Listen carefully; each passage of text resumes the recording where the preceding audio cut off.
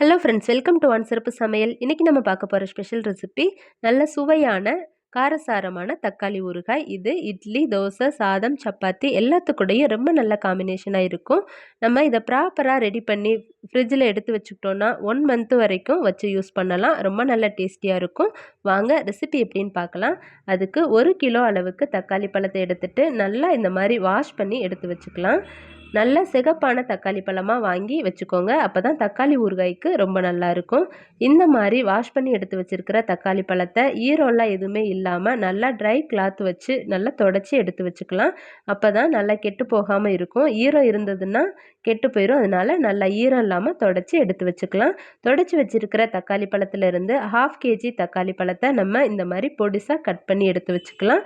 மீதம் இருக்கிற 1/2 kg தக்காளி பழத்தை இந்த மாதிரி ரஃப்பாக சாப் பண்ணிவிட்டு மிக்சர் ஜாரில் சேர்த்துட்டு நல்லா ஃபைன் பேஸ்ட்டாக அரைச்சி எடுத்து வச்சுக்கலாம்.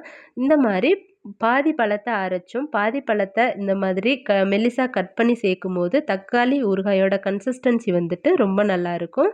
இந்த மாதிரி எல்லா தக்காளி பழத்தையும் மிக்சர் ஜாரில் சேர்த்துட்டு நல்லா ஃபைன் பேஸ்ட்டாக அரைச்சி எடுத்துகிட்டு வந்துக்கலாம். இந்த அளவுக்கு அரைச்சி எடுத்து வச்சுக்கோங்க. இப்போ இந்த ஊறுகாய்க்கு ஒரு மசாலா வறுத்து பவுட்ரு பண்ணணும். அதுக்காக வறுத்துக்கலாம். அடுப்பில் ஒரு பேன் வச்சுட்டு எண்ணெய் எதுவுமே சேர்க்க வேணாம். ட்ரை பேனில் 1/2 ஸ்பூன் அளவுக்கு மிளகு சேர்த்துக்கலாம். அப்புறமா 1/2 ஸ்பூன் அளவுக்கு ஜீரகம் சேர்த்துக்கலாம். அது கூடவே ஒரு 1/4 டீஸ்பூன் அளவுக்கு வெந்தயம் சேர்த்துக்கலாம். நம்ம ஊறுகாய் ரெசிப்பியில் இந்த மாதிரி வெந்தயம் சேர்த்து பண்ணும்போது அதோட வாசனை வந்துட்டு ரொம்ப நல்லாயிருக்கும். அடுப்பு நல்லா சிம்மில் வச்சுட்டு ஒரு நிமிஷத்துக்கு வறுத்துக்கோங்க. அந்த மிளகு, ஜீரகம், வெந்தயத்தோட வாசனை வந்துருச்சுனாவே அது வறுபட்டுருச்சுன்னு அர்த்தம். இந்த அளவுக்கு வறுபட்டதுக்கு அப்புறமா நம்ம இதை எடுத்து இந்த மாதிரி ஒரு கல்லில் சேர்த்துட்டு நல்லா ஆறுனதுக்கப்புறமா பவுட்ரு பண்ணி எடுத்துக்கலாம். நீங்கள் மிக்சர் ஜாரில் சேர்த்துட்டு கூட நல்லா பவுட்ரு பண்ணி எடுத்துக்கலாம். இந்த அளவுக்கு பவுட்ரு பண்ணி எடுத்துக்கோங்க. இப்போ நம்ம ஊறுகாய் தாளிக்க ஆரம்பிச்சிடலாம். அடுப்பில் ஒரு பேன் வச்சுட்டு நல்லெண்ணெய் சேர்த்துக்கலாம். இந்த குழிக்கரண்டிக்கு 2 கரண்டி அளவுக்கு எண்ணெய் சேர்த்துக்கலாம். ஊறுகான்றனால கொஞ்சம் அதிகமாக எண்ணெய் சேர்த்துக்கலாம். எண்ணெய் நல்லா காஞ்சதுக்கப்புறமா அதில் 1/2 ஸ்பூன் அளவுக்கு கடுகு சேர்த்துக்கலாம். கடுகு வெடித்ததுக்கப்புறம் அதில் ஒரு 10 பல் பூண்டை தோல் நீக்கிட்டு நல்லா 1 2 தட்டி எடுத்து வச்சுருக்கோம். அதையும் சேர்த்துக்கலாம். சேர்த்துட்டு அது கூடவே ஒரு கொத்து நல்லா ஃப்ரெஷ்ஷான கருவேப்பிலையை வாஷ் பண்ணி எடுத்து வச்சுருக்கோம். அதையும் சேர்த்துக்கலாம். சேர்த்துட்டு நல்லா கலந்து விட்டுறலாம். இந்த பூண்டு வந்துட்டு நல்லா செவந்து வறுபட்டு வரணும். அந்த அளவுக்கு வறுத்துக்கலாம். இந்த அளவுக்கு வறுபட்டு வந்ததுக்கப்புறமா இதில் நம்ம மிளகாத்தூள் சேர்த்துக்கலாம். இது வந்துட்டு நல்லா காரமான மிளகாத்தூள், தனி மிளகாத்தூள் 1 ஸ்பூன் அளவுக்கு சேர்த்துக்கலாம். அது கூடவே 1 ஸ்பூன் அளவுக்கு மல்லித்தூள் சேர்த்துக்கலாம். நம்ம எடுத்திருக்கிற 1 கிலோ தக்காளி பழத்துக்கு இந்த அளவு மிளகாத்தூள், மல்லித்தூள் சரியாக இருக்கும். சேர்த்துட்டு அந்த எண்ணெயிலேயே நல்லா மசாலாத்தூள் வறுபட்டு வரணும். அடுப்பு நல்லா சிம்மில் வச்சுட்டு பொறுமையாக கிளறி விடுங்க. ஹையில் இருந்ததுன்னா மசாலா கரிஞ்சிரும். அதனால் சிம்மில் வச்சுட்டு நல்லா வறுத்து விடுங்க. இந்த அளவுக்கு வறுபட்டதுக்கப்புறமா இதில் நம்ம ஆல்ரெடி வறுத்து பவுட்ரு பண்ணி எடுத்து வச்சுருக்கிற மிளகு, சீரகம், வெந்தய பவுட்ரை நம்ம இதில் சேர்த்துக்கலாம். சேர்த்துட்டு ஜஸ்ட்டு 2 கலர்னா போதும். ஏன்னா நம்ம ஆல்ரெடி வறுத்து பவுட்ரு பண்ணனால ரொம்ப நேரம் வறுபடணும்னு அவசியம் கிடையாது. இந்த அளவுக்கு வறுபட்டால் போதும். இப்போ இந்த ஸ்டேஜில் நம்ம கட் பண்ணி எடுத்து வச்சுருக்கிற தக்காளி பழத்தை சேர்த்துக்கலாம். தக்காளி இந்த மாதிரி நல்லா பொடிசாக கட் பண்ணி சேர்த்துக்கோங்க.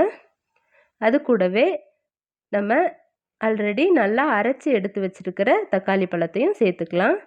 அரைக்கும் போது தண்ணி எதுவும் சேர்த்து அரைக்க வேண்டாம். தக்காளி பழத்தில் இருக்கிற தண்ணியே சரியாக இருக்கும். எல்லாத்தையும் சேர்த்துட்டு நல்லா மிக்ஸ் பண்ணி விட்டுறலாம்.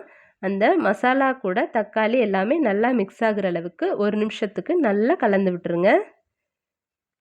இந்த மாதிரி கலந்து விட்டதுக்கப்புறமா இதில் நம்ம உப்பு சேர்த்துக்கலாம். நம்ம 1 கிலோ தக்காளி பழத்துக்கு 1 ஸ்பூன் மிளகாத்தூள், 1 ஸ்பூன் மல்லித்தூள் சேர்த்துருக்கோம். அதே ஸ்பூனுக்கு 1 ஸ்பூன் அளவுக்கு உப்பு சேர்த்துக்கோங்க. ரொம்ப நல்லா கரெக்டாக இருக்கும். அப்படி உங்களுக்கு ஒரு வேளை பத்தலைன்னா கடைசியாக ஊறுகாய் ரெடி ஆகின அப்புறமா தேவைப்பட்டால் கொஞ்சமாக உப்பு சேர்த்துக்கலாம். ஆனால் இந்த அளவு உப்பு வந்து கரெக்டாக இருக்கும். இந்த மாதிரி நல்லா கலந்து விட்டுட்டு லிட்டு போட்டு க்ளோஸ் பண்ணி நம்ம மூடி வச்சிடலாம். ஒரு 10 நிமிஷத்துக்கு அப்புறமா ஓப்பன் பண்ணி பார்க்கலாம். பாருங்கள், இந்த அளவுக்கு எண்ணெய் பிரிஞ்சு நல்லா வதங்கி வந்திருக்கு.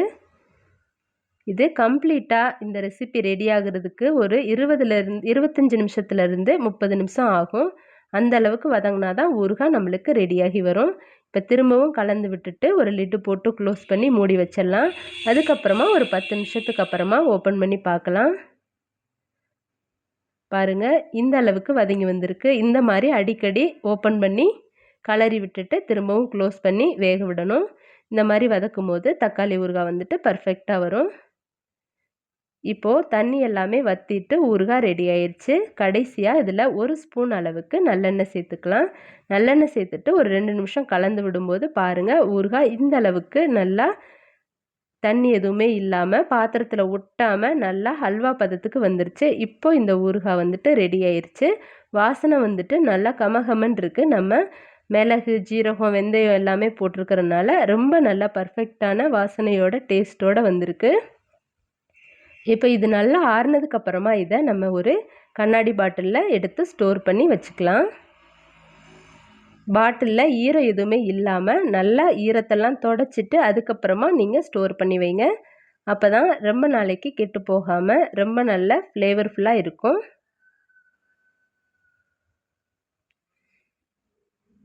இந்த ஊறுகாய் வந்துட்டு இட்லி, தோசை, சாதம், சப்பாத்தி எல்லாத்துக்கூடையுமே ரொம்ப நல்ல காம்பினேஷனாக இருக்கும்.